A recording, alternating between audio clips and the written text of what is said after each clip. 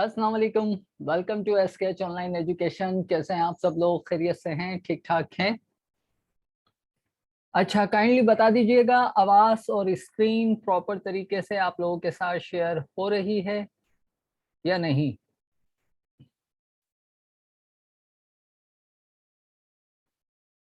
Okay जी, अच्छी बात है। अच्छा है भाई, लास्ट हम कल की क्लास में हमने क्रॉपिंग को बखूबी देखा, समझा और मुझे उम्मीद है आप सभी लोग समझ गए होंगे क्रॉपिंग को और उसकी प्रैक्टिस भी थोड़ी बहुत कर चुके होंगे। तो आज एक स्टेप आगे बढ़ते हैं और साथ साथ में आपके मैसेज ले लूं। ओके हो गया? माइक बंद कर लीजिए। तंजिला, आपका माइक चले मैंने बंद कर दिया है, लेकिन जब ऑन कीजिए जब आपको जरूरत महसूस हो। अच्छा जी, कल हमने क्रॉपिंग में जो भी क्रॉपिंग की है वो एक नॉर्मल व्यू को लेते हुए की है। अगर के हम पर्सपेक्टिव क्रॉपिंग करना चाहे, पर्सपेक्टिव क्या होती है कि जिसके अंदर आपकी विड्थ एंड हाइट सेम नहीं रहती या एंगल ऑफ डायरेक्शन चेंज होता है, तो उस तरह की क्रॉपिंग हम कैसे करेंगे? जैसे कि मैं यहाँ पे एक इमेज है मेरे पास, मैं इसे आपको शो करता हूँ। ये इमेज है। अब मैं ये चाह रहा हूँ कि ये जो सफा है ना इस किताब का, ये मेरे पढ़ने में मुझे वाजे नहीं है। और दूसरा, अगर मैं इसे क्रॉप करना चाहता हूँ आपके सामने क्रॉप टूल लेके, तो मैं इस सफ़े को जो है क्रॉप नहीं कर पा रहा। फॉर एग्जाम्पल कि अगर मैं क्रॉप टूल मैंने यहाँ पे सेलेक्ट किया हुआ है और यहाँ से मैं इसे रेशो पे ले आऊँ और रेशो पे लाने के बाद अब मैं अगर इसको इस तरह से क्रॉप करना चाहूँ तो देखो हो नहीं पा रहा है ये क्रॉप। अगर मैं इसे ऐसे भी कर देता हूँ तो भी ये प्रॉपर तरीके से क्रॉप नहीं हो रहा है। दूसरा वाला पेज भी इसके साथ क्रॉपिंग में आ रहा है। अब मैं परेशान हूँ। अव्वल तो मैं इसे पढ़ नहीं पा रहा और दूसरा मैं इसे क्रॉप करना चाह रहा हूँ। दो काम मुझसे हो नहीं पा रहे। तो यहाँ मुझे जो इस पेज की या इसके साथ वाले पेज की क्रॉपिंग करनी है वो करनी है पर्सपेक्टिवली। ठीक है, क्योंकि यहाँ पे वेट एंड हाइट सेम नहीं है क्रॉपिंग की। ठीक है, जो हम क्लिक ड्रैग करके किसी भी रेशो की मदद से नहीं ले सकते। तो ऐसी सिचुएशन में हम क्या करें? और ये जो डॉक्यूमेंट है रीडेबल भी नहीं है, क्योंकि कुछ इस तरह से ये किताब रखी हुई है कि पढ़ने में नहीं आ रही। वैसे आप पढ़ वैसे भी नहीं पाओगे क्योंकि फ्रेंच लिखी हुई है, लेकिन फिर भी हम अल्फाबेट तो पहचान ही लेंगे ना। तो वो भी अभी पहचान में नहीं आ रहे। तो मैं चाहता हूँ अव्वल तो मुझे ये क्रॉप करके मिल जाए और दूसरा ये क्योंकि एक मुझे स्ट्रेटन फॉर्म में मिल जाए, ताकि जो भी कुछ टेक्स्ट है इसके अंदर वो मेरे लिए रीडेबल हो जाए। मैं ऊपर वाली लेयर को डिलीट कर रहा हूँ और सॉरी। तो मैं क्या करूंगा, क्लिक करके रखें इसी टूल पे, क्रॉप टूल के ऊपर। ठीक है, नीचे आ रहा है पर्सपेक्टिव क्रॉप टूल। ठीक है, आपको एक बार इसे सेलेक्ट करना है। सेलेक्ट कर लिया आपने। अब पर्सपेक्टिव सेलेक्ट हो जाएगा तो आपका कर्सर जाहिर सी बात है चेंज हो जाएगा। और काम हमेशा आप बड़े प्रॉपर तरीके से कैसे करोगे? जूम करके। ठीक है, तो मैं अगर इसे यहाँ पे जूम कर लूं इस तरह से। ठीक है, जूम कर लिया मैंने। और एक सेकंड में जरा ये देख लूं, ये इमेज जो है मुझे लग रहा है पूरी शायद नहीं आई है। एक सेकंड में बताता हूँ।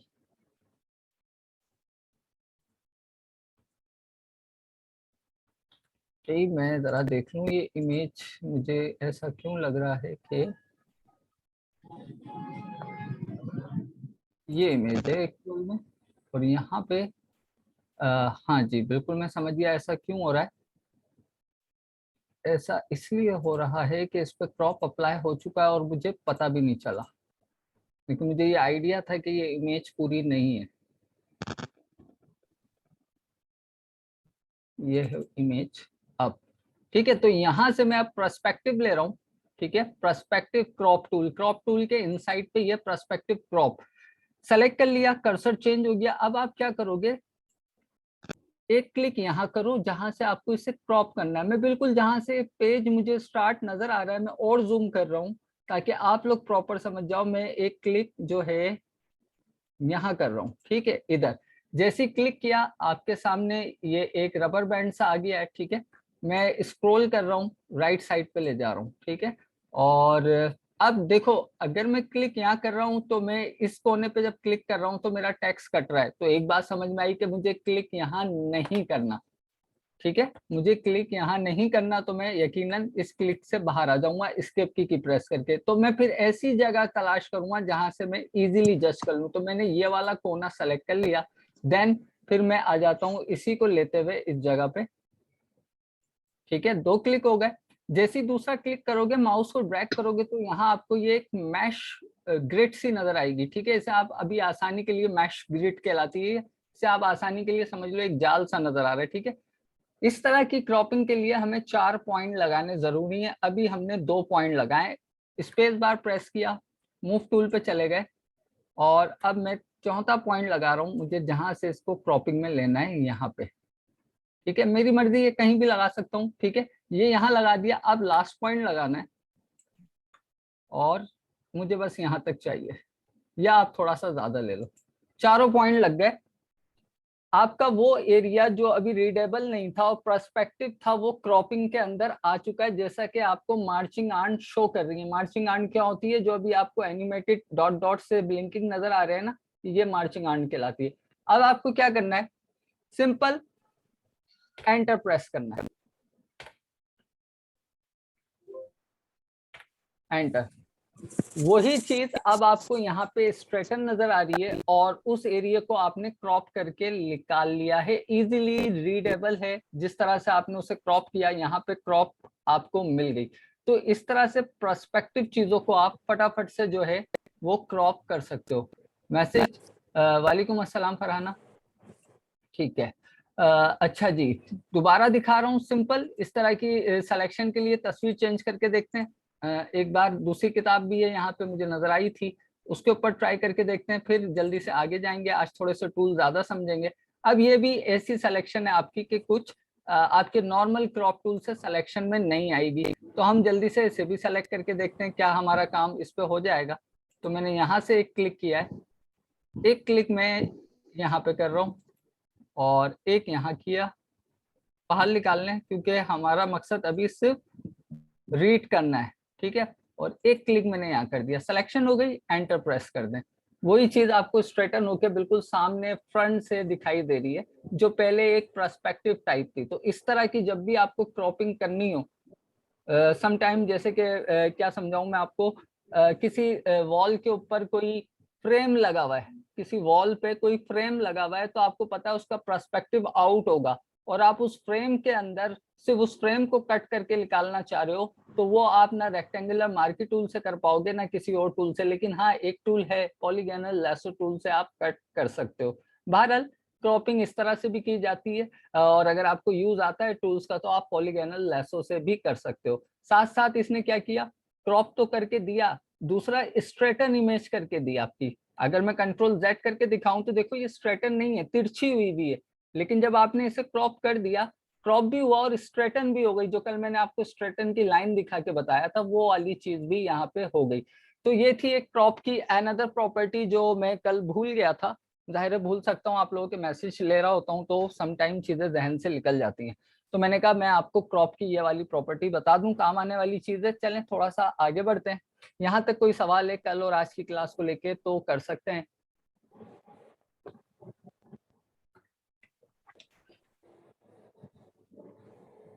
अच्छा जी, इस इमेज का काम खत्म हो गया, आगे बढ़ते हैं। मैं इसे डिलीट कर रहा हूँ, मेरा मतलब खत्म कर रहा हूँ, बंद कर रहा हूँ, एक ही बात है। अच्छा, नेक्स्ट जो मैं आपको टूल बताना चाह रहा हूँ वो बताना चाह रहा हूँ, इसके साथ ही आ रहा है, मैं क्योंकि असेंडिंग ऑर्डर में चल रहा हूँ। फ्रेम टूल, ठीक है, फ्रेम टूल किसी तस्वीर की जरूरत नहीं है फ्रेम टूल समझाने के लिए। प्रैक्टिस आप करोगे, उसका यूज कैसे करना है, उसमें किस तरह से आप क्रिएटिविटी लाओगे, वो आपका काम है। क्योंकि अगर मैं चीजें कोशिश तो यही करता हूँ समझाने के साथ साथ उसका यूज भी बता दूं, लेकिन आपको पता है 1 घंटा होता है हमारे पास, तो मैं मैक्सिमम चाहता हूँ मैक्सिमम आपको ट्रांसफर कर सकूं। तो फ्रेम टूल, थोड़ा सा इस पर माउस ओवर करो, बता देगा अपनी property. Creates place holder frame for image. एक फ्रेम जो है वो क्रिएट करेगा जिसमें लाके आप अपनी इमेजेस को प्लेस कर सकते हो। ठीक है, थोड़ी सी इसकी प्रॉपर्टी है वो समझ लेते हैं, फिर अनदर टूल की तरफ बढ़ेंगे। आज थोड़ा ज्यादा, क्योंकि कल वीडियो एडिटिंग की क्लास है, तो आज थोड़ा सा ग्राफिक डिजाइन को थोड़ा ज्यादा पढ़ लेते हैं। ठीक है, थोड़ा सा तेज जाऊंगा, जो चीज समझ में नहीं आए रिकॉर्डेड क्लास में रिवर्स करके समझ लेना, कोई इशू नहीं है। ठीक है, तो हम थोड़े ज्यादा टूल कवर कर लेते हैं। तो मैं इस टूल को सेलेक्ट कर रहा हूँ। सेलेक्ट करने के बाद मेरे पास कुछ इस तरह से प्लस आइकॉन आ जाएगा, क्लिक करें, ड्रैग करें। ये क्या बन गया, ये आपका एक एरर आ गया। फिलहाल मैं इस एरर को पढ़ लूं, जीपीयू का एरर है, नहीं है मेरे पास जीपीयू, तो क्यों शर्मिंदा कर रहे हो, मतलब ग्राफिक कार्ड का एरर आया था। बहरहाल ये यहाँ पे एक बॉक्स बना आ गया। ये क्या है, ये मेरा एक फ्रेम है, ठीक है।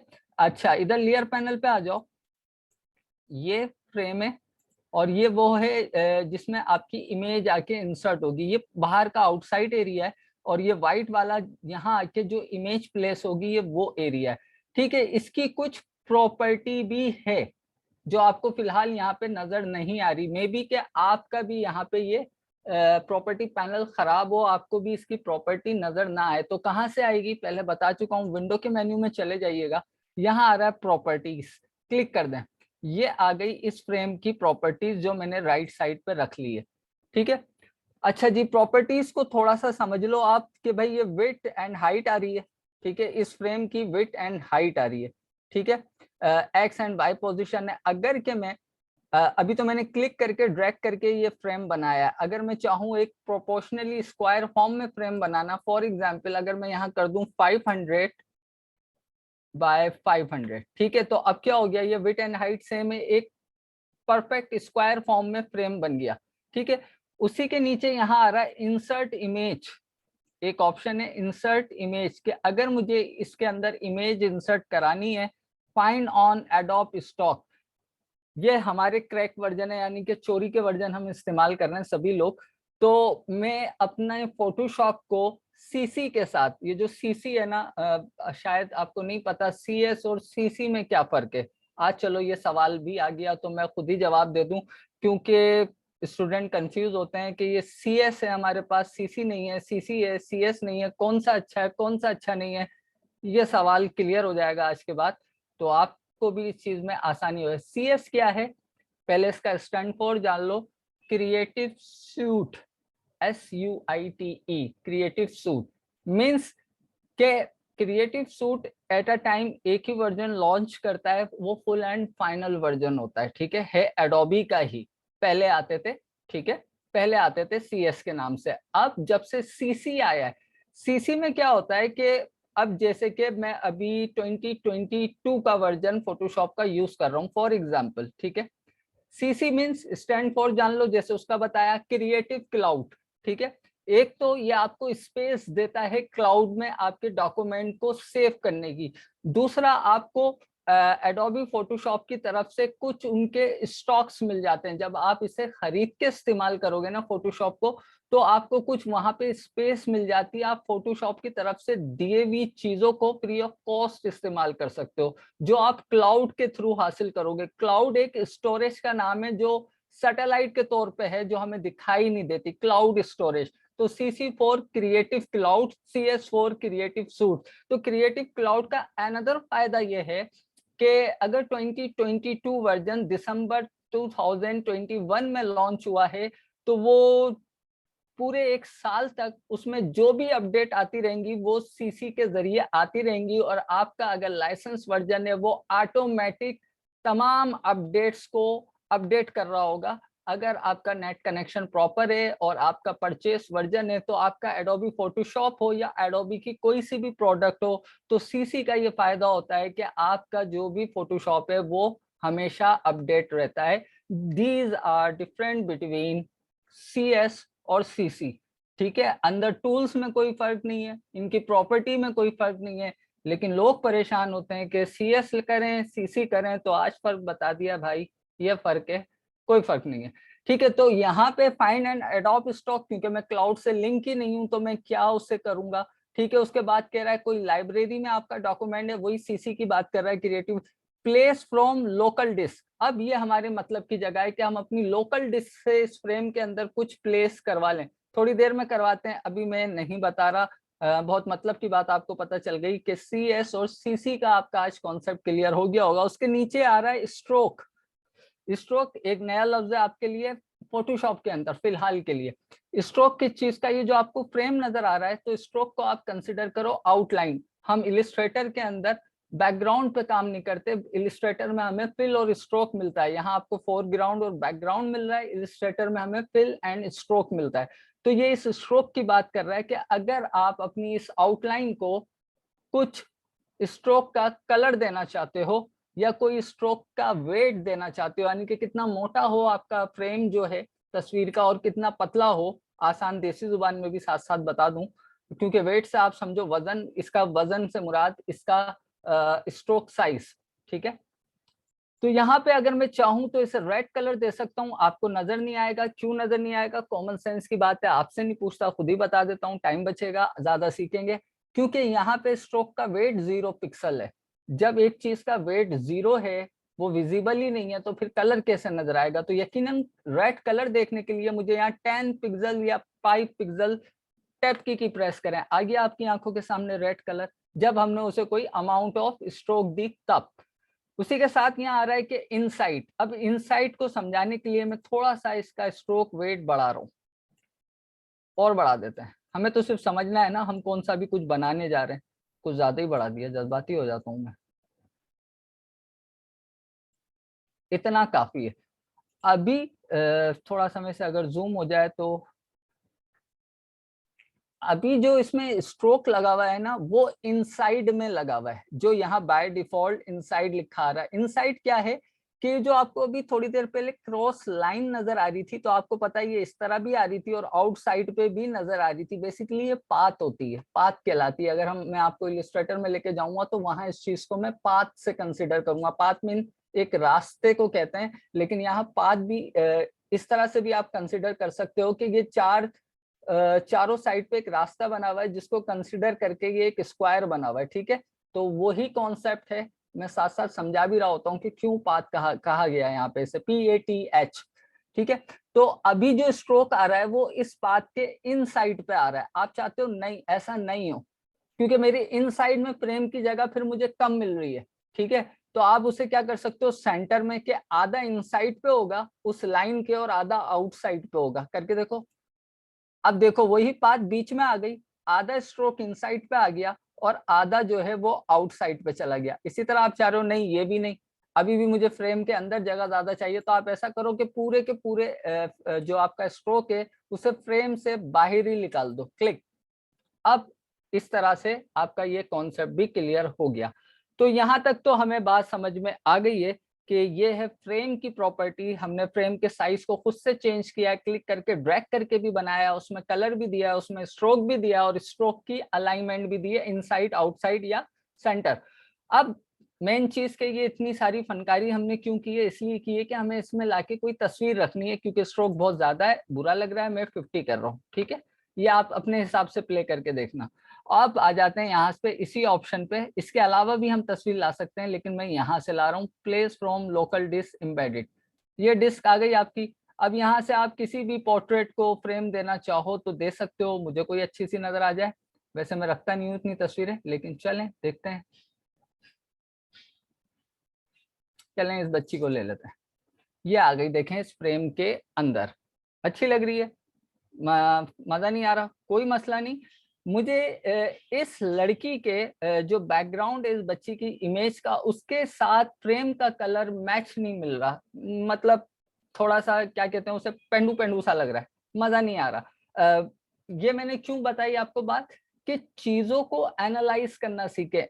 ये फ्रेम इस तस्वीर के साथ मैच नहीं कर रहा। आप इस वक्त फोटो एडिटिंग की सॉफ्टवेयर सीख रहे हो, तो ये नो हाउ आपको होनी चाहिए कि क्या चीज मैचिंग को समझना है, कंट्रास्ट को समझना है, कलर ग्रेडिंग को समझना।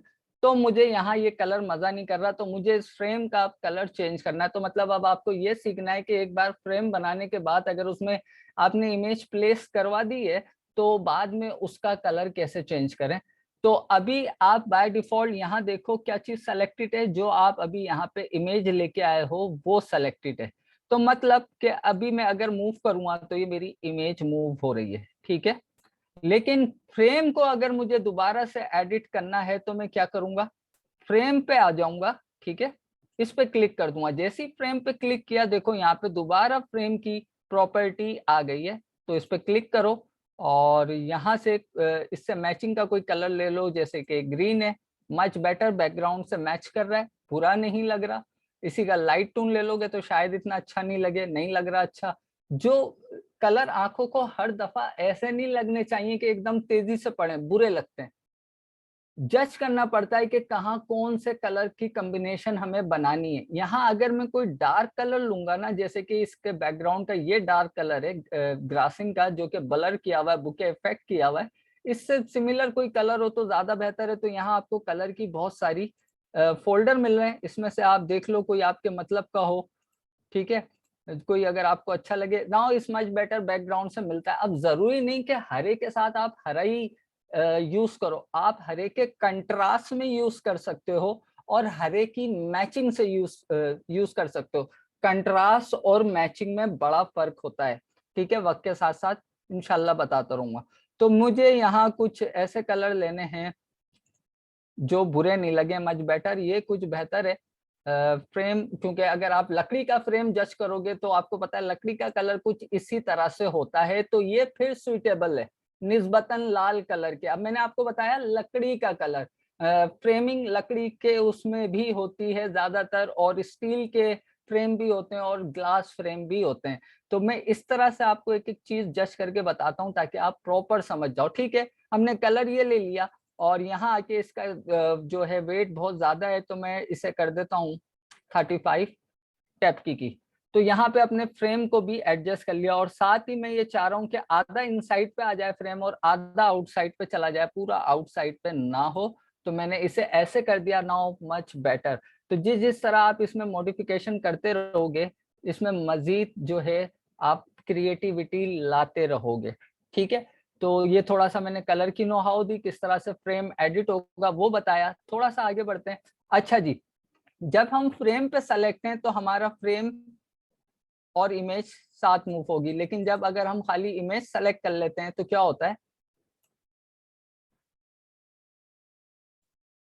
खाली इमेज हमारी मूव होती है। दोनों को सेलेक्ट करना है तो आसान तरीका क्या है, यानी कि आप चाह रहे हो अभी अगर मैं तस्वीर को बड़ा करना चाहता हूं तो मैं करूंगा कंट्रोल टी, ट्रांसफॉर्म, आपको पता ही है, और इसको इस तरह से बड़ा कर सकता हूँ। लेकिन अब मजे की बात यह खाली तस्वीर बड़ी हो रही है, मुझे दोनों को बड़ा करना है, तो मैं क्या करूंगा, दोनों को सेलेक्ट करना है। अगर अभी मैं बड़ा करता हूँ कंट्रोल टी करके, तो अब खाली फ्रेम बड़ा हो रहा है, बड़ी मजबूरी है। अब दोनों को एक साथ मुझे सेलेक्ट करना है, तो क्या करूंगा, शिफ्ट की प्रेस करूंगा, दोनों को एक साथ सेलेक्ट करूंगा।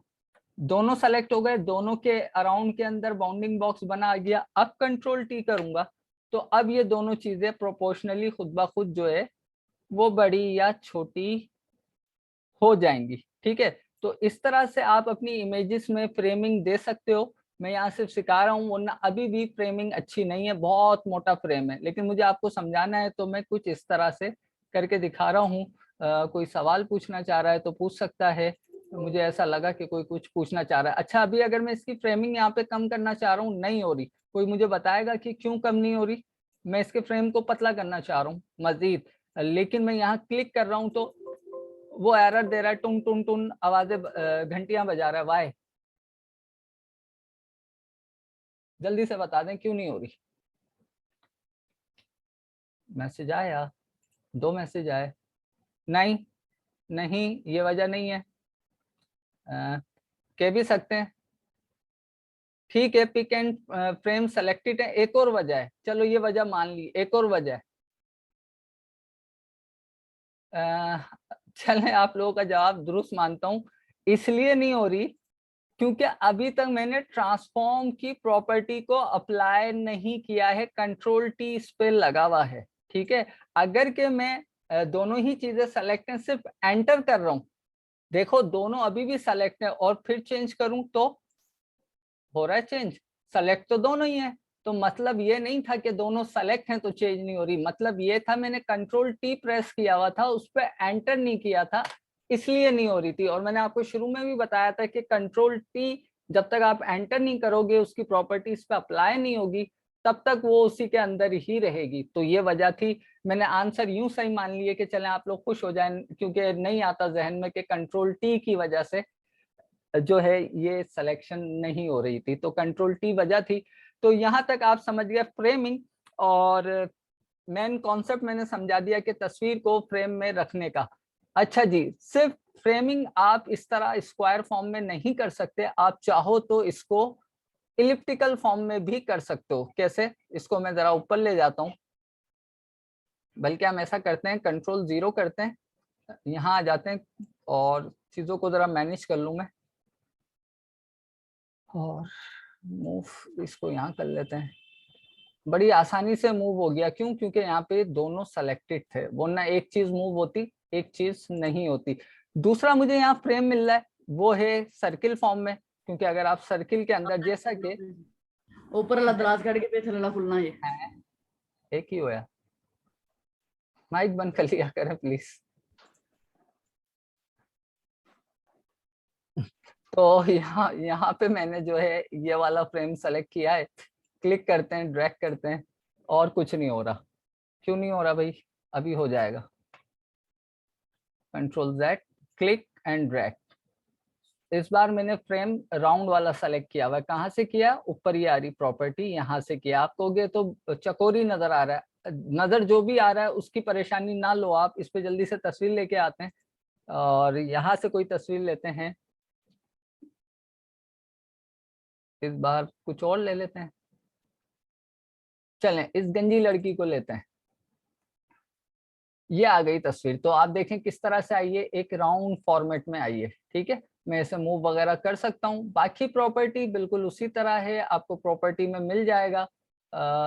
फ्रेम में आऊंगा और इस पे भी अगर मुझे स्ट्रोक देना है तो मैं स्ट्रोक दे सकता हूँ, जितना भी देना है। बाय डिफॉल्ट ब्लैक ही आएगा। बाय डिफॉल्ट ब्लैक क्यों आ रहा है? सोच के जवाब दीजिएगा, बाय डिफॉल्ट ब्लैक क्यों आ रहा है?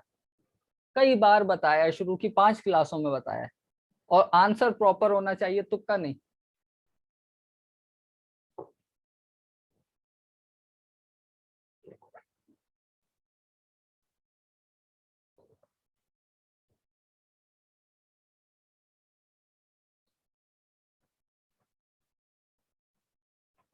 No answer.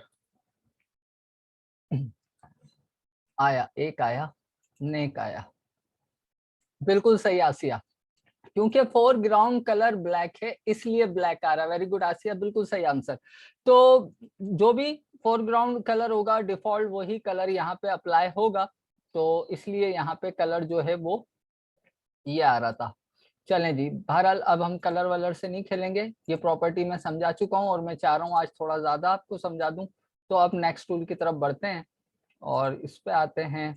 अब आपको पता है, खाली इमेज बड़ी करनी हो तो इमेज सेलेक्ट करके कंट्रोल टी, और फ्रेम को बड़ा करना हो तो फ्रेम सेलेक्ट करके कंट्रोल टी, दोनों को एक साथ करना हो तो दोनों को सेलेक्ट करके कंट्रोल टी। तो आप इसे जो है वो क्या करोगे? वही करोगे जो हम किया है अभी थोड़ी देर पहले। अब चलते हैं नेक्स्ट टूल, और नेक्स्ट टूल है हमारे पास, टाइम साथ साथ देख लूं जी, अभी आधा टाइम है हमारे पास, तो एक और टूल कवर हो जाएगा, और उस विद प्रॉपर्टी। अच्छा जी, तो ये इमेज आ गई है हमारे सामने। कहीं इस पे क्रॉप की प्रॉपर्टी तो अप्लाई नहीं। F12, F12।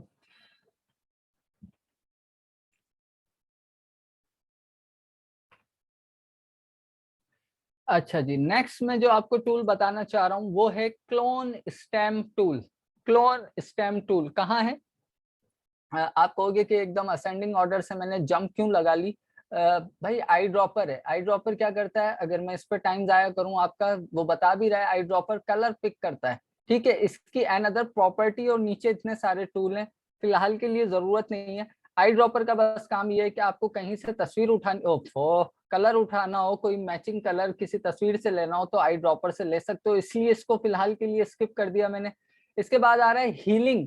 ये जरूर आपको समझाऊंगा मैं, लेकिन इससे रिलेटेड है आपका यहाँ पे क्लोन स्टेम टूल। ठीक है, तो पहले क्लोन समझते हैं, इंशाल्लाह नेक्स्ट क्लास में हीलिंग भी समझेंगे, और अगर आज ही टाइम मिला तो आज ही हीलिंग को ही समझेंगे। क्लोन स्टेम पे जैसे ही आप माउस ओवर करोगे, शॉर्टकट की ये एस, तो थोड़ा सा वो यहाँ आपको दिखा भी रहा है कि क्या करेगा। शॉर्ट सी वीडियो में क्लोनिंग कर रहा है। ऑलरेडी जो यहाँ पे पिक्सेल्स मौजूद हैं, यानी कि आपको पता है ना, एक तस्वीर पिक्सेल्स पे डिपेंड करके बनी है, वो उन्हीं पिक्सेल्स को दोबारा से क्लोन करके दे रहा है। साथ नीचे कुछ अपनी जो है डेफिनेशन भी बता रहा है, paint with pixels from another part of the image, यानी कि आपकी इमेज के किसी दूसरे हिस्से से पिक्सेल्स को लेगा और जहां आप उसे पैच करना चाहोगे या प्लेस करना चाहोगे प्लेस करेगा। अब इस्तेमाल करके देखते हैं। थ्योरी बहुत समझ ली, क्योंकि आप लोगों को थ्योरी सुनने में मजा नहीं आता, तो मैं खुद भी वैसे मैं चाहता हूं कि मैक्सिमम सीखो, लेकिन चलो थ्योरी बाद में, थोड़ा सा प्रैक्टिकल पे आते हैं। और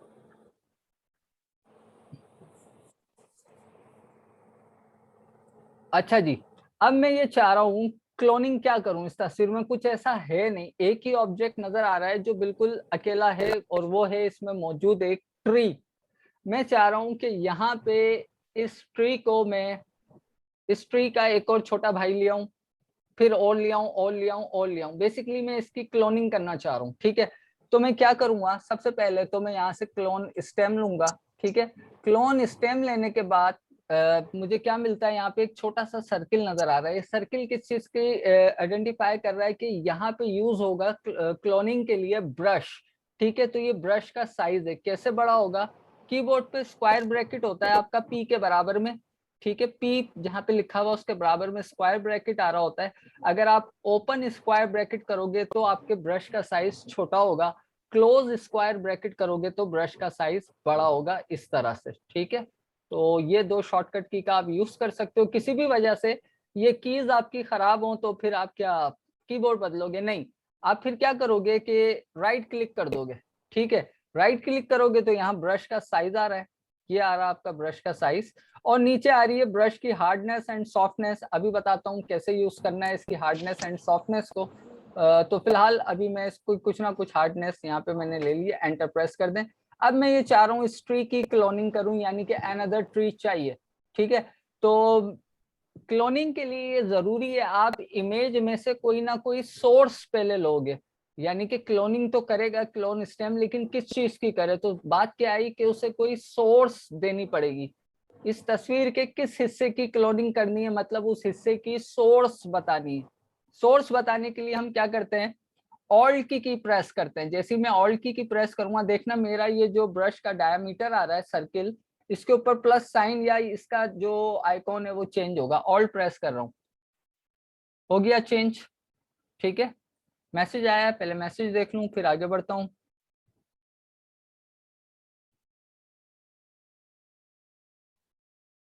आसिया का सवाल ये है, सर हम क्लोन टूल से साइड ह्यूमन हैं, साइड ह्यूमन फेस को सीधा कर सकते हैं? बिल्कुल नहीं, हरगिज नहीं। क्लोनिंग क्लोनिंग का काम क्या है, जो आपके पास मौजूद है तस्वीर में, ये उसी को कॉपी करके देगा। तो अगर तस्वीर है ही टेढ़ी तो ये तो उसे टेढ़ा ही कॉपी करेगा ना। बेसिकली ये उसकी आपकी तस्वीर में से ही सोर्स ले रहा है और उसी को मुख्तलिफ आपकी तस्वीर की जगहों पे पेस्ट कर रहा है। सीधा तिरछा टेढ़ा ये इसका काम नहीं है, ठीक है। वो एक रैपिंग आती है, रैपिंग की मदद से आप थोड़ी बहुत चीजों को सीधा कर सकते हो, रैपिंग कहलाती है, आगे देखेंगे। अभी तो क्लोन का काम है, लेकिन आपके सवाल का जवाब यही है जो आप पूछना चाह रही हो, नहीं। क्लोनिंग सिर्फ क्लोनिंग करेगा, देखो ना कैसे करता है, फिर आपका कॉन्सेप्ट क्लियर होगा। तो हम सोर्स लेने के लिए ऑल्ट की कहाँ गया भाई, ये रहा। ऑल्ट की प्रेस करते हैं तो हमारा कर्सर चेंज होता है। मुझे सोर्स क्या चाहिए, इस ट्री की चाहिए, तो मैं इस ट्री पे आऊंगा। अच्छा, यहाँ कुछ चीजों को समझना पड़ता है। ब्रश साइज छोटा है, टी बड़ा है, कोई मसला नहीं, मैं सोर्स ले सकता हूँ। सोर्स का मतलब ये है कि जहां से मैं सोर्स लूंगा उसके इर्द गिर्द के एरिया को वो क्लोन करता रहेगा। या दूसरा तरीका क्या है कि मैं अपने इसके साइज को ही बड़ा कर लूं, ट्री के बराबर ब्रश के साइज को, तो ये भी सही तरीका है। लेकिन थोड़ा छोटा रखें, क्योंकि जितना साइज बड़ा होगा इर्द गिर्द का एरिया भी आपके एज अ सोर्स आ जाएगा।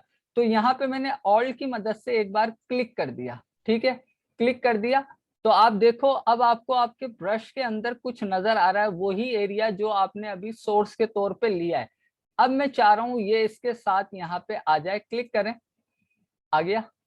अब यहाँ मैं गलती क्या कर रहा हूँ, बेसिक गलती ये कर रहा हूँ कि मैंने यहाँ पे जो है क्या नहीं ली है, एक लेयर नहीं ली है, बैकग्राउंड पे काम कर रहा हूँ, जो कि गलत बात है। मैंने आपको कहा लेयर लेके काम करें, तो अब मैंने लेयर ले ली है, सोर्स ली हुई है मैंने, क्लिक करता हूँ, ठीक है। तो यहाँ पे ये अप्लाई होने लगेगा। अब यहाँ एक चीज बतानी है, मैं क्लिक कर रहा हूँ, अप्लाई प्रॉपर तरीके से नहीं हो रहा। ये देखें अप्लाई प्रॉपर तरीके से नहीं हो रहा, ये बड़ा डार्क है और ये बड़ा फेडेड सा है। क्यों? जब मैंने राइट क्लिक करके यहाँ ब्रश की हार्डनेस का कहा था, थोड़ी देर में बताऊंगा, तो उसका मतलब ही ये था थोड़ी देर में बताने का कि अगर ब्रश की हार्डनेस 0 रखी हुई है तो वो आहिस्ता आहिस्ता कहीं भी क्लोनिंग होगी उसकी, यानी कि सम टाइम आपको क्लिक करना पड़ेगा क्लोनिंग के लिए, ठीक है। लेकिन अगर हार्डनेस आपकी फुल होती यहाँ पे, अगर फुल कर देते तो 1 क्लिक के ऊपर ही जो भी आपने क्लोनिंग में लिया हुआ है तो वो 1 क्लिक पे ही अप्लाई हो जाता, ठीक है। 1 क्लिक किया है, अप्लाई हो गया। कैसा अप्लाई हुआ है? जैसा मेरा ब्रश का डायमीटर था वैसा अप्लाई हुआ है। तो यहाँ एक बात हमें समझ में आई कि ब्रश साइज को हम बड़ा या छोटा अपनी मर्जी के मुताबिक कर सकते हैं। और दूसरा, जब भी हम ब्रश से काम करेंगे तो कोशिश करेंगे कि ब्रश की जो स्मूथनेस है ना उसे फुल हार्ड ना रखें, वरना रिजल्ट हमारा बड़ा क्रिस्पी और शार्प आता है। क्योंकि हमें यहाँ पे जो क्लोनिंग करनी है वो बैकग्राउंड की मिक्सिंग के साथ साथ करनी है। एकदम से लेके यहाँ पे कोई भी चीज आप थोपोगे आसान जुबान में तो वो अजीब सा रिजल्ट देगी। तो पहले मैंने आपको इन दोनों चीजों का सॉफ्टनेस और हार्डनेस का डिफरेंस बताया। अब इसको प्रॉपर तरीके से अप्लाई करते हैं। तो मैं क्या कर रहा हूँ, राइट क्लिक कर रहा हूँ, इसकी हार्डनेस को मैं कम ही रखता हूँ, मुझे नहीं चाहिए, मैं थोड़ी सी मेहनत कर लूंगा भाई, मैं बार बार क्लिक कर लूंगा, वो बेहतर है मेरे लिए। अब मैं क्लिक करके यहाँ पे ड्रैग कर रहा हूँ, देखो यहाँ ड्रैग कर रहा हूँ, वहां प्लस का साइन मेरा वर्क कर रहा है उसी ट्री के ऊपर, ठीक है। जहां जहां प्लस साइन जा रहा है वहां वहां तक की मेरी कॉपी यहाँ पे जनरेट होती जा रही है, क्लोनिंग हो रही है। तो बेसिकली क्लोन टेम क्लोनिंग करता है। अच्छा, ये क्लोनिंग हो गई। अब क्योंकि पोजीशन इसकी कुछ है इसकी कुछ है तो कोई मसला नहीं, हमने लेयर ली है ना, इसीलिए तो लिए कि हम वी प्रेस करेंगे, मूव टूल लेंगे और इसे पोजीशन पे रख देंगे। जो फॉल्ट पहले आ रहा था गायब। पहले ये कहाँ थी? यहाँ थी। जब यहाँ थी तो इस ग्रास पे ये व्हाइट व्हाइट बादल आ रहे थे क्योंकि हमने क्लोन इसे किया हुआ था। लेकिन हमारे पास एडवांटेज क्या था, हमने ये काम किस पे किया था? न्यू लेयर पे। तो अगर न्यू लेयर का फायदा तो यही है ना कि फिर मैं इसे उठाऊंगा, यहाँ रख दिया। अब आप कह ही नहीं सकते कि यहाँ पे पहले एक ट्री था या 2 ट्री थे। 100% क्लोनिंग। ब्रश को जो मैंने रखा आपके सामने उसका फ्लो भी कम रखा, तो बिल्कुल बैकग्राउंड के साथ मिक्स है। अब आपको ये पता है कि मैं यहाँ मल्टीपल ट्री चाहे तो क्लोन कर लूं, और अगर अकलमंद हूंगा, मुझे फोटोशॉप का यूज आता होगा, तो मैं क्या करूंगा, कंट्रोल जे जे जे, मतलब डुप्लीकेट ले लिए शिफ्ट की मदद से, एरो की मदद से। ये देखें 1, और इसी तरह से इस पे और भी कॉपी है, मैं यहाँ ले आता हूँ 2, और मजीद मैंने और ली हो शायद इस पे कॉपी, में तो यही भूल गया कौन सा वाला, यही वाला होगा, हाँ यही है 3, ये लीजिए, ठीक है। तो क्लोनिंग से आप प्ले करके देखना, सिर्फ यही काम नहीं है। सम टाइम हम क्लोनिंग को कैसे यूज करते हैं, मेरे पास अगर कोई इमेज मुझे सर्च करनी पड़ेगी, टाइम जाया होगा, एंड में देखता हूँ। जैसे कि मैं आपको आइडिया देता हूँ, आप क्या करना, आपने देखा भी होगा फोटोशॉप के अगर कहीं ट्यूटोरियल्स देखे होंगे कि एक कैट है या एक डॉग है, उसका एक ईयर यानी कि एक कान, यहाँ पे शायद किसने अभी सवाल किया था, आसिया ने, एक कान उसका आपने देखा है ना, जो नस्ली डॉग्स होते हैं उनका एक कान जो होते हैं खड़े होते हैं। अब बिलफर्ज के आपके पास इमेज ऐसी है, तो उस डॉगी का एक कान जो है वो लटका हुआ है और दूसरा कान जो है वो खड़ा हुआ है। आप चाहते हो दोनों को लटकाना, तो आप क्या करोगे, लटके हुए कान की क्या लोगे, सोर्स लोगे, और जो उसका दूसरा एरिया है उसको वहां से गिरा दोगे। इसी का अपोजिट कर लो, अगर आपको उसके एयर को बिल्कुल स्टैंड दिखाना है तो आप उसकी सोर्स लोगे। तो बोथ साइड को जब आपको इक्वल करना हो, बोथ साइड को इक्वल करना हो, लेकिन कुछ सिमिलर चीजें होती हैं जहां सिमेट्रिकली शेप्स आ जाती हैं।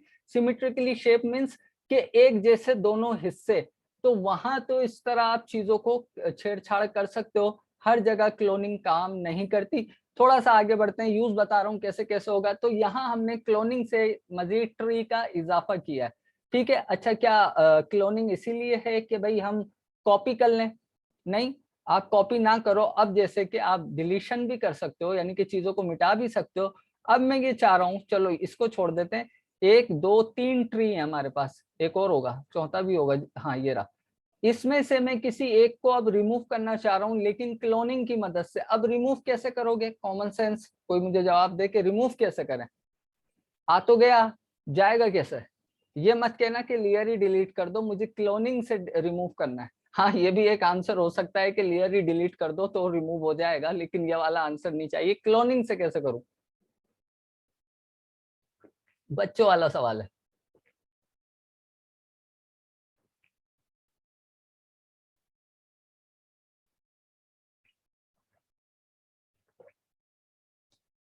हैरत है, मुश्किल जवाब आ गए थे, बच्चों वाला नहीं आ रहा। आया आया, एक जवाब आया। नहीं सुम्बुल, क्लोन लो करके नहीं होगा। जाहिर सी बात है, पहले मैंने सोर्स दरख्त की ली थी तो दरख्त आ रहा है, अब मैं सोर्स इसके करीब करीब के एरिया की ले लूंगा तो वो एरिया आ जाएगा, तो उसकी मदद से रिमूव हो जाएगा।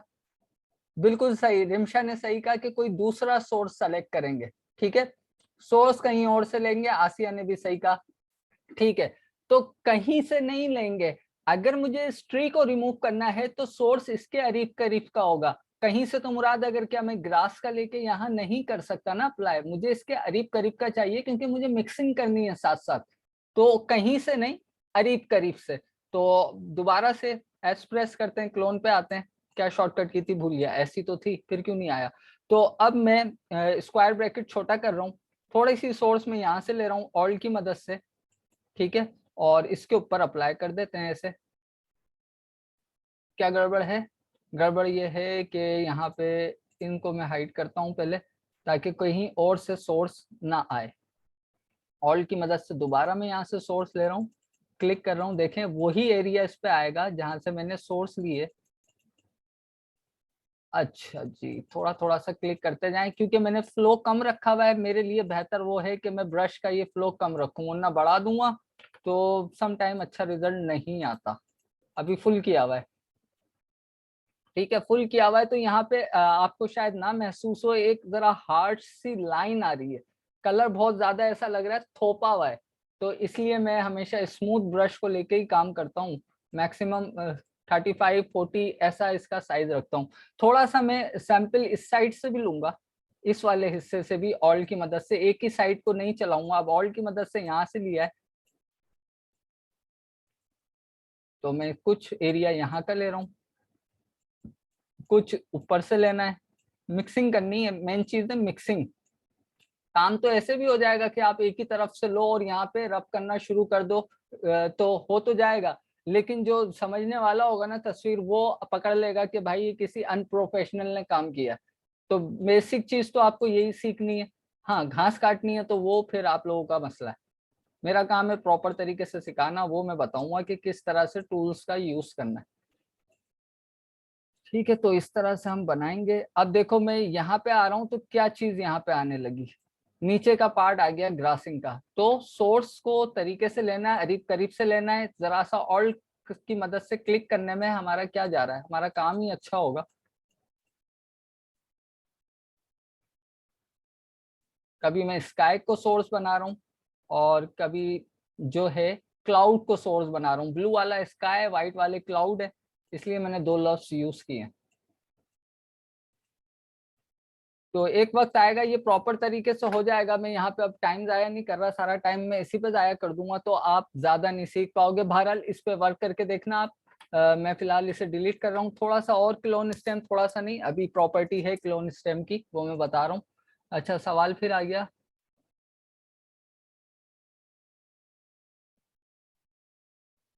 अच्छा, अच्छी बात है, आपने सीखा है। सीखें सीखें, आप ही लोगों के लिए। अच्छा, यहाँ मैं क्या चाह रहा हूँ,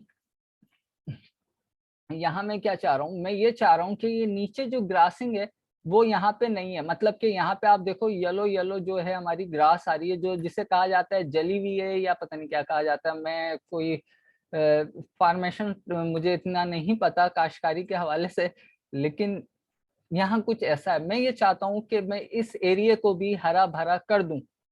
क्लोन स्टेम है ना, इसीलिए तो है। सिर्फ बताने का मकसद ये है कि किस तरह से आप यूज करोगे, कहाँ कहाँ यूज आ सकता है। ठीक है, तो मैं ऑल की मदद से यहाँ क्लिक कर रहा हूँ, एक ही बार सोर्स लूंगा और यहाँ पे फिर मैं अप्लाई करूंगा। अप्लाई नहीं हो रहा, क्यों नहीं हो रहा?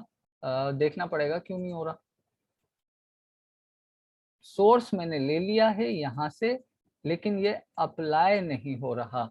बहुत अच्छा हुआ ये नहीं हो रहा, क्योंकि अब आपको मैं कुछ और बताऊं कि ये अप्लाई क्यों नहीं हो रहा। कोई मुझे बताएगा कि ये अप्लाई क्यों नहीं हो रहा। देखें मैं यहाँ पे सोर्स ले रहा हूँ और इस लेयर पे मौजूद हूँ और ये अप्लाई नहीं हो रहा। आधा जवाब मैं दे चुका हूँ, देखें कुछ भी नहीं हो रहा। क्यों? बता चुका हूँ ये चीज भी, इसलिए मुझे याद है। मैसेज दो आ गए हैं। लेयर चेंज कर देता हूँ, रुक जाइए, लेयर चेंज कर देता हूँ, मतलब अगर बैकग्राउंड पे आ जाता हूँ तो मेरा बैकग्राउंड डिस्टर्ब हो जाएगा, तो मुझे लेयर तो चेंज करनी नहीं है। फिर क्यों नहीं हो रहा? लेयर गलत नहीं है, लेयर तो मैंने आपसे कहा है नई लेयर पे काम करना है ताकि ओरिजिनल इमेज खराब ना हो।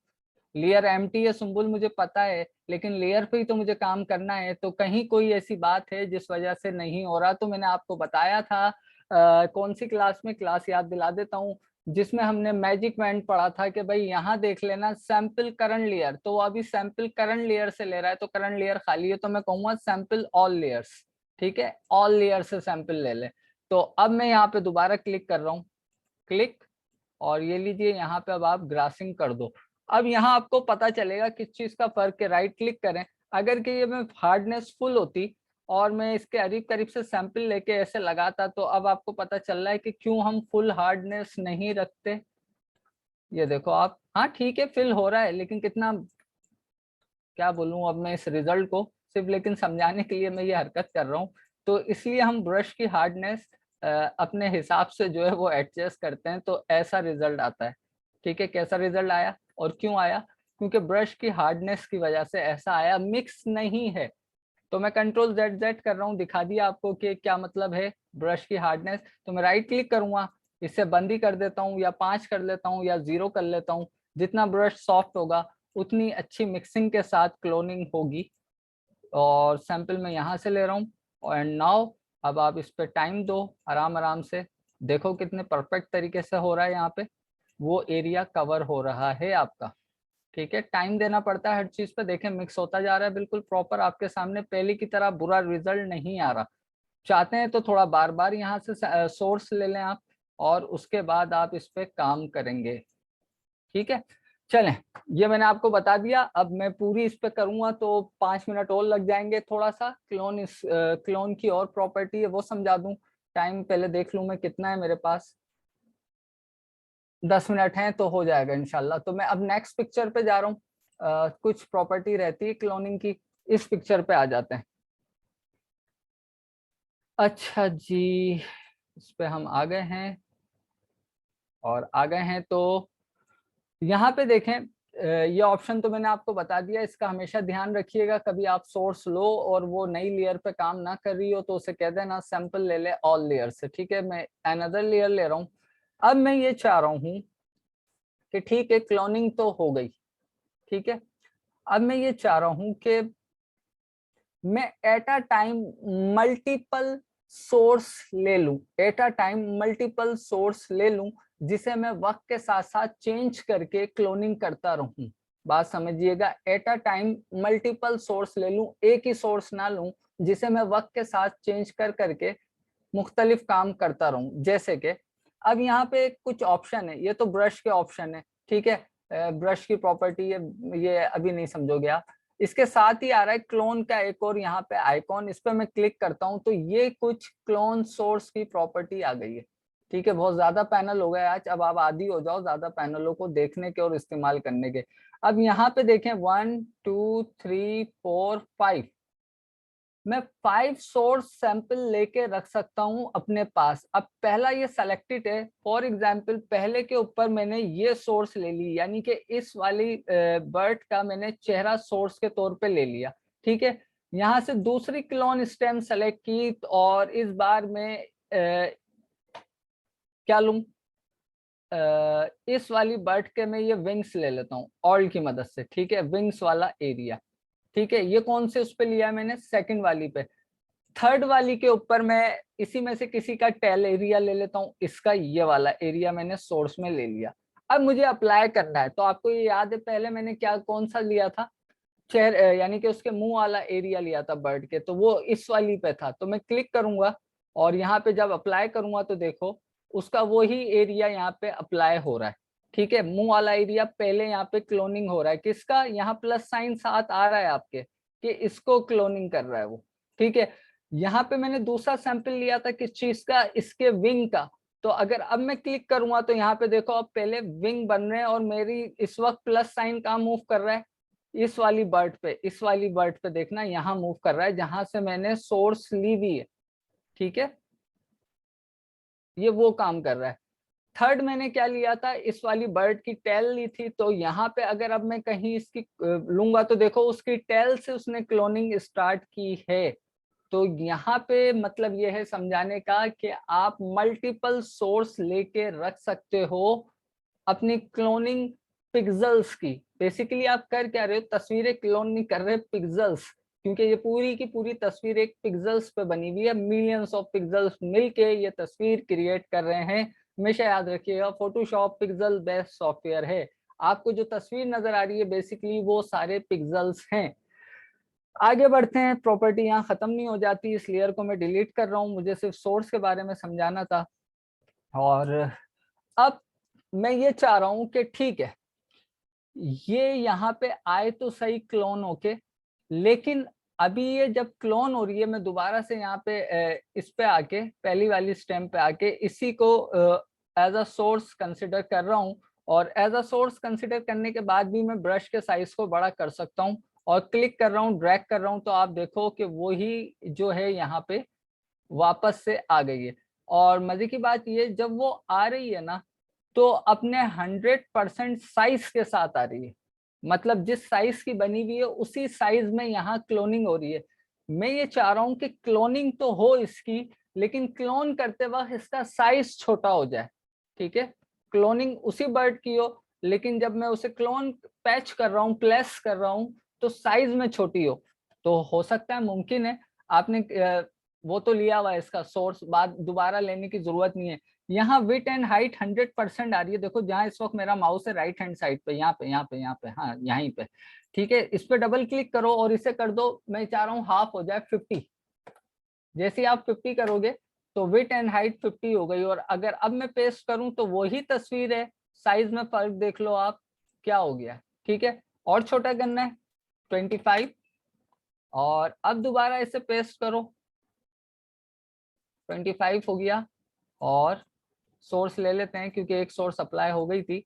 तो अब ये देखें और छोटी आ रही है। अब जाहिर सी बात है ऊपर ऊपर वाली इमेज, क्योंकि अगर मैं इसे करता रहूंगा तो नीचे जहां जहां प्लस जाएगा वो सारी ही इमेजेस को आप यहाँ पे छोटा करके दिखाएगा, देख लो मल्टीपल पूरी की पूरी तस्वीर को क्लोन कर देगा।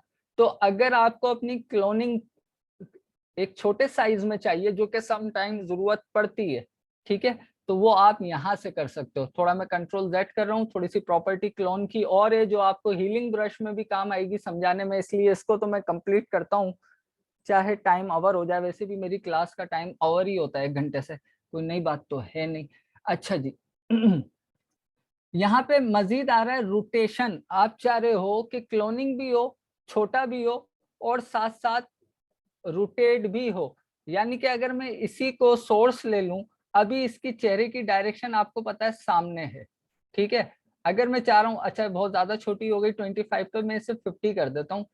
मैं चाह रहा हूँ कि इसका चेहरा जो है ना वो थोड़ा ऊपर की तरफ उठा हुआ है, सामने की जगह ऊपर की तरफ जा रहा हो, तो मैं क्या करूंगा, यहाँ पे ये आ रही है रोटेशन। ठीक है, मैं कर दूंगा 45 डिग्री एंगल, 45 डिग्री का एंगल, और एंटर प्रेस कर रहा हूँ। और अब यहाँ पे क्लोनिंग करता हूँ तो देखो किस तरह से आएगी, वही नीचे की तरफ झुका हुआ। मुझे -45 करना था अगर इसके चेहरे को उठाना है, तो मतलब अगर मैं इधर -45 कर दूं और अब यहाँ पे पेस्ट करूं तो देखो वो चेहरा अब उठा हुआ आ रहा है। बिल्कुल आपने इसकी डायरेक्शन ही चेंज कर दी, तरीके से करोगे तो सिर्फ उतनी ही चीज यहाँ पे क्लोन होगी जितनी आप चाह रहे हो। ठीक है, तो इस तरह से आप क्लोन को जो है वो यूज कर सकते हो। और बाकी प्रॉपर्टी जो इसकी बची है वो नेक्स्ट एक चीज और के, अभी 100% ओपेसिटी से क्लोनिंग हो रही है। अगर आप चाहते हो कि कम ओपेसिटी के साथ यहाँ क्लोनिंग हो तो 50% कर दें। और यहाँ पे अगर अब आप इसको दोबारा से ले लो तो अब जरा इसकी ओपेसिटी 100% नहीं होगी, कम ओपेसिटी के साथ जो है वो यहाँ पे लेकिन ये ओवरले की कहानी है। ब्लेंडिंग मोड अगर नॉर्मल है, इसे चेंज करोगे तो कुछ और रिजल्ट आएगा। अभी मैंने आपको ब्लेंडिंग मोड बिल्कुल नहीं समझाया, वो सिर्फ एक क्लास होगी सिर्फ और सिर्फ ब्लेंडिंग मोड की। और वो ब्लेंडिंग मोड क्या है? वो हैं ये सारे ब्लेंडिंग मोड है। देखो मैं यहाँ कुछ कर रहा हूँ तो आपकी तस्वीरों पे भी फर्क पड़ रहा है। तो ये बहुत खुश टॉपिक है, इसमें सिर्फ समझना है, करना कराना कुछ नहीं है, लेकिन तमाम ही एडोबी के सॉफ्टवेयर में ये काम आने वाला है। तो यहाँ आज आपने कवर किया perspective crop tool, frame tool और क्लोन स्टेम टूल। ठीक है, क्लोनिंग के लिए हीलिंग के अंदर दिखाऊंगा, जिस तरह मैंने आपको डॉग की मिसाल दी उस तरह की इमेज को क्लोन करके दिखाऊंगा, और मजीद इसकी क्या प्रॉपर्टी है वो भी दिखाऊंगा। लेकिन एक प्रॉपर्टी अभी भी मुझसे मिस हो रही थी, अच्छा हुआ मुझे याद आ गया कि हमने ये देख लिया कि जब मैं इस बर्ड को कॉपी कर रहा हूँ, उसकी रोटेशन कर ली, उसका साइज छोटा कर लिया, लेकिन मैं चाह रहा हूँ बर्ड कॉपी भी हो, ठीक है, क्लोन के बाद पेस्ट भी हो, लेकिन रिफ्लेक्ट होके हो, यानी कि उसका अपोजिट। अगर ये सामने उड़ रही है तो मैं चाह रहा हूँ अब जो इसकी कॉपी आए वो लेफ्ट हैंड साइड पे उड़े। तो अब क्या करूंगा? पहले तो ये जो ऑलरेडी मैंने बनाई हुई है इन्हें मैं डिलीट कर दूं, बस ये आखिरी बात है। फिर इंशाल्लाह नेक्स्ट वीक नेक्स्ट क्लास में, कल तो आपकी वीडियो एडिटिंग है इंशाल्लाह बशर्ते जिंदगी। तो अब मैं क्या कर रहा हूँ, दोबारा से आप कोई भी ले सकते हो परिंदा। आप कह रहोगे मैं बार बार इसे क्यों ले रहा हूँ, क्योंकि और का अगर मैं सोर्स लूंगा ना तो उसके साथ देखो बहुत करीब करीब दूसरी भी है, जरा मुझे यहाँ गैप मिल रहा है इसलिए मैं बार बार इससे सोर्स ले रहा हूँ। तो ऑल्ट की मदद से मैंने इसे सेलेक्ट कर लिया, और इसकी प्रॉपर्टी में यहाँ देखो, इस पे आप माउस अवर करोगे ना तो कह रहा है फ्लिप वर्टिकल, और इसके ऊपर आ रहा है फ्लिप हॉरिजॉन्टल। वर्टिकल क्या हो रहा है? Top to bottom, bottom to top. Horizontal क्या होता है? Left to right, right to left. तो मुझे कौन सा लेना है? ऊपर वाला। ठीक है, सोर्स इसको लिया हुआ है। अब जरा यहाँ ड्रैग करना, ये कहाँ उड़ रही थी, किस सिम्फ में, और अब ये कहाँ उड़ रही है? आपकी सारी बर्ड इस तरफ जा रही है, वाहिद ये वाली जो है वो छोटी भी है, रोटेट भी है, और रिफ्लेक्ट होके लेफ्ट हैंड साइड पे उड़ गए, और आप इसको शनाख्त नहीं कर सकते कि ये इस तस्वीर का हिस्सा थी या नहीं थी। वजह क्या है? थोड़ा मैंने तरीके से इसे यहाँ पे पेस्ट किया है। तो ये थी आपकी क्लोन स्टेम टूल की प्रॉपर्टी। सर ग्रुप में रिकॉर्डेड लेक्चर अपलोड होते? बुशरा मैं समझा नहीं आपकी बात, कि ग्रुप में रिकॉर्डेड लेक्चर अपलोड नहीं होते? क्यों नहीं होते बुशरा? यूट्यूब चैनल के ऊपर ऑलरेडी सारी क्लासेस हैं मेरी, बल्कि मेरी क्या, आपके जो अदर टीचर्स हैं स्केच के, चाहे वो MS ऑफिस की हों या आपके मेरे ख्याल से वेब डिजाइनिंग के वो हैं सर बाजिल के हों, और इवन के सर हसीब के, अपने जो लेक्चर हैं तमाम ही यूट्यूब के ऊपर अपलोड हो रहे हैं। अब ऐसा तो नहीं है कि अभी मेरी क्लास खत्म होगी और आप चाहो 5 मिनट बाद अपलोड हो जाए, ऐसा तो नहीं है। थोड़ा एडिट करना पड़ता है, अपलोड का भी टाइम होता है। तो डेली हो रहे हैं। SKH ऑनलाइन स्किल्स के ऊपर आप सब्सक्राइब कर लो, और बेल आइकॉन की वो घंटी बजा देना, मेरा मतलब क्लिक कर देना, तो ताकि जब भी अपलोड हो जो भी लेक्चर आपको फौरन उसका क्या मिल जाए, नोटिफिकेशन मिल जाए। तो लेक्चर तो सारे अपलोड हो रहे हैं, ठीक है। अच्छा, आज से रिलेटेड कोई सवाल है तो कर लें, क्लास का टाइम खत्म। आज माशाल्लाह काफी टूल मैंने कोशिश की आपको समझा दूं, और आज की कल की क्लास से रिलेटेड कोई सवाल है तो कर लें। और मुझसे कल किसी ने कहा था, गालिबन पता नहीं वो इस वक्त मौजूद है या नहीं, कि मैं उन्हें अपने लैपटॉप का मॉडल बता दूं। तो अगर वो सुन रही हैं तो भाई जी बुक था, मैंने बताया था कल भी, जी बुक 15G2, ठीक है, जी बुक 15G2 मॉडल था। आप उससे अच्छा अगर परचेज कर सकते हो तो कर लो। मेरी रेंज इससे ज्यादा नहीं थी तो मैंने वो परचेज कर लिया। अगर आपकी रेंज अच्छी है तो आप 4GB ग्राफिक कार्ड वाले पे मूव हो जाना। मेरी रेंज नहीं थी तो मैं 2GB पे से गुजारा कर रहा हूँ। और अभी तक मजे की बात ये, मैं आपको डेस्कटॉप पे समझा रहा हूँ, लैपटॉप पे नहीं समझा रहा, क्योंकि मुझे ये पता है उसकी 16GB रैम लैपटॉप की मेरे सिस्टम की 8GB रैम के बराबर ही है। और थोड़ा यूजर फ्रेंडली जो होता है वो आपका डेस्कटॉप ही होता है, लैपटॉप मुझे समझ में नहीं आता, लेकिन वो मैंने इसलिए परचेस कर लिया कि भैया लाइटों का कुछ नहीं पता है, लाइटें बहुत जा रही हैं, तो वो मेरी मजबूरी बन गया था, वरना मैं कभी नहीं खरीदता। इतने पैसे अगर मैं अपने डेस्कटॉप पे लगा देता ना तो मेरा डेस्कटॉप हवाई जहाज हो जाता।